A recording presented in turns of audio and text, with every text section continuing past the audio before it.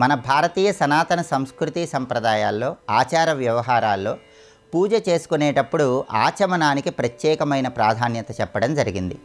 ఆచమనం చేసేటప్పుడు ఎటువంటి ముఖ్యమైన నియమాలు పాటించాలో నేటి శుభం లాభం అనే శీర్షికన పరిశీలిద్దాం. పూజా సందర్భంగా ఆచమనం చేసేటప్పుడు ఎటువంటి నియమాలు పాటిస్తూ ఆచమనం చేయాలో యాజ్ఞవల్క్య స్మృతిలో ప్రామాణికంగా చెప్పారు. ఎవరైనా సరే ఆచమనం చేసేటప్పుడు గోకర్ణాకృతి హస్తేన మాషమగ్న జలం పిబేత్ అన్న సూత్ర ప్రాతిపదికన ఆచమనం చేయాలి. అంటే దీనిలో ఉన్న అర్థం ఏంటంటే, గోకర్ణాకృతి హస్తేన చెయ్యిని ఆవు చెవి ఆకారంలో ఉంచి మాషమగ్న జలం పిబేత్, ఒక మినపగింజ మునిగేటంత జలాన్ని చేతిలో పోసుకొని ఆ నీటితో ఆచమనం చేయాలని యాజ్ఞవల్క స్మృతిలో చెప్పారు.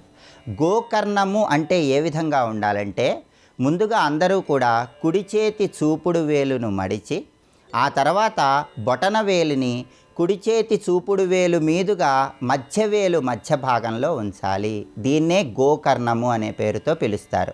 ఈ గోకర్ణం ఆకారంలో చేతిని ఉంచిన తర్వాత మినపగింజ మునిగేతంత నీటిని చేతిలో పోసుకొని 3 సార్లు ఆచమనం చేయాలి.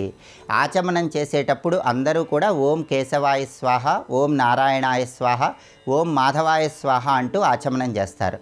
ఆచమనంలో ఉన్న వైజ్ఞానిక రహస్యాన్ని పరిశీలిస్తే కేశవాయ స్వాహ, నారాయణాయ స్వాహ, మాధవాయ స్వాహ ఈ 3 నామాల్లో కే అనే అక్షరం గొంతు నుంచి బయటికి వస్తుంది. నా అనే అక్షరము నాలుక నుంచి వస్తుంది. మా అనే అక్షరము పెదవుల నుంచి వస్తుంది. అంటే గొంతు, నాలుక, పెదవులకు సంబంధించిన స్నాయువులను బలోపేతం చేయటానికి విష్ణువుకు సంబంధించిన ఈ ప్రత్యేకమైన నామాలను జపించాలి. అది ఆచమనంలో ఉన్న వైజ్ఞానిక రహస్యం. అలాగే కేశవ, నారాయణ, మాధవ అనే నామాలను జపించినట్లయితే శ్రీమన్నారాయణమూర్తి అనుగ్రహం వల్ల మానసిక ప్రశాంతత కలుగుతుంది. అయితే ఆచమనం చేసేటప్పుడు ఎవరైనా సరే ఒకేసారి 3 సార్లుగా తీసుకోవాల్సినటువంటి ఆచమనాన్ని స్వీకరించరాదు. అంటే విడివిడిగా ఒక్కొక్కసారి ఆచమనం చేస్తూ విష్ణునామాలు పఠించాలి. ఆచమనం చేసేటప్పుడు ఎప్పుడైనా సరే కూర్చొని ఆచమనం చేయాలి, నిలబడి ఆచమనం చేయకూడదు. అలాగే శిరస్సు పైన తలపాగా ధరించి ఆచమనం చేయకూడదు. మహిళలు ఆచమనం చేస్తున్నట్లయితే తప్పనిసరిగా వాళ్ళు జుట్టు ముడి వేసుకొని ఆచమనం చేయాలని కూడా యాజ్ఞవల్క స్మృతిలో చెప్పారు. తూర్పు వైపు కానీ ఉత్తరం వైపు కానీ కూర్చొని ఆచమనం చేస్తే విశేషమైనటువంటి శుభ ఫలితాలు చేకూరతాయి. అలాగే ఎవరైనా సరే ఆచమనం చేసేటప్పుడు శ్రీ మహావిష్ణువు సంపూర్ణమైనటువంటి అనుగ్రహం కలగాలంటే, సమస్త శుభాలు చేకూరాలంటే శబ్దం రాకుండా ఆచమనం చేయాలి. ఆచమనం చేసే నీళ్లు కేవలం క్రింది పదవికి తాకే విధంగా మాత్రమే ఆచమనాన్ని స్వీకరించాలి. అంటే ఆచమనం చేస్తున్నప్పుడు ఆ నీరు సాధ్యమైనంత వరకు పై పెదవికి తాకరాదు, క్రింద పెదవికి తగిలేలా మాత్రమే ఆచమనం చేయాలి. అలాగే ఆచమనం చేసేటప్పుడు తప్పనిసరిగా కుడి చెయ్యి ఉంగరపు వేలుకు ఏదైనా ఉంగరాన్ని ధరించి ఉంచాలి అని కూడా యాజ్ఞవల్క స్మృతిలో చెప్పారు.